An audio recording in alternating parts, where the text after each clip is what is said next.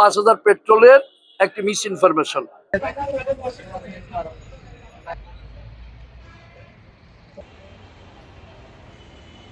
তারা ব্যবসা করতেছে, তারা এই দেশের মানুষ, এবং পেট্রোল এমন একটি জিনিস, পেট্রোল ছাড়া জনগণও চলতে পারে না, দেশও চলতে পারে না।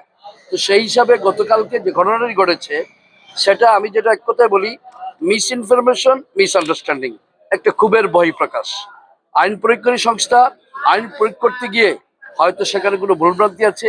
একই দিনে 6টা পাম্পে ফাইন করেছে দিনের বেলা, আবার রাতের বেলা একটি পাম্পের মালিককে অবরুদ্ধ করে। আমি বলবো যে এটা গ্রেফতারও বুঝতে পারতেছেন না, আবার গ্রেফতার নয় সেটাও বলেন নাই, যার কারণে আমাকে পেট্রোলিয়াম অ্যাসোসিয়েশনের সচিব আমাকে ফোন করেছেন, এবং এখানকার আদনান ফোন করার পর আমি ওইখানে গিয়েছি।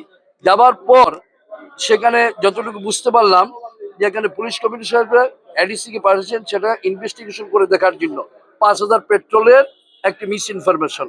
আমি এখানে বসা ছিলাম, উনি প্রায় আধা ঘন্টা থেকে 40 মিনিট বা ঘন্টাখানিকের মতো উনি বুঝে শুনে তারপরে বললেন যে না, এখানে কোনো কিছু হয়নি, এটা সঠিকই আছে।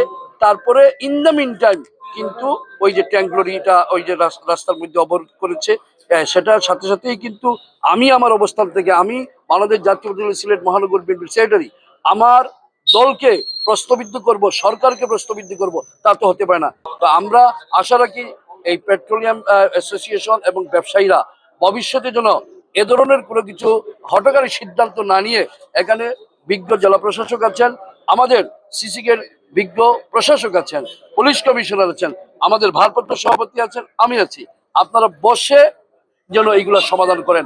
ভবিষ্যতে এই ধরনের যেন কার্যক্রম যেগুলো অতীতে হয়েছে, আমরা অতীতকে মুছে, অতীতকে ভুলে একটি সমৃদ্ধ বাংলাদেশ করতে চাই। সেরকম আমরা সর্বক্ষেত্রে আমরা কাজ করি, এবং আপনারাও আমাদেরকে সহযোগিতা করবেন।